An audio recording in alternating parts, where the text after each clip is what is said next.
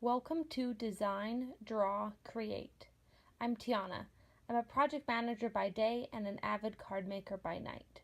Keep watching to see how I made this happy Mother's Day card. The supplies you'll need are a base for your card. I chose to use white cardstock, but you can really use any sort of paper you have.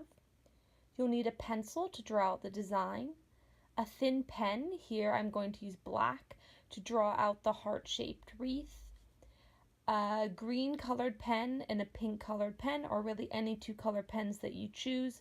I chose green for the leaves and then pink for the Happy Mother's Day text.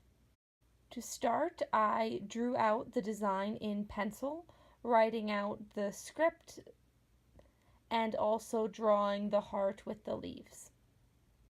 Then I used my pink pen to start drawing over the script that I had previously drawn out in pencil. I started with the word happy and then I continued on until I'd traced over everything.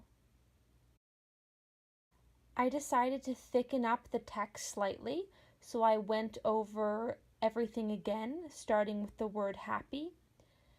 And what I decided to do was to make the word mothers and day look like it was in a calligraphy style writing, and so I thickened the downstroke of each letter to give it that effect. And I continued doing that for every letter until I was done with both words. Next, I grabbed a thin black pen and I drew the heart design around the words. Then I went in and I drew the leaves on the heart. And I just basically spaced them out kind of equidistantly around the whole heart. I decided to thicken up this line slightly as I didn't really like the look of it being so thin. So I basically went over everything again, the leaves and the black line, just to give it a bit thicker and a bit bolder of a look. Finally, I filled in the leaves using that light green color, and once you have finished filling in all the leaves, the card is complete.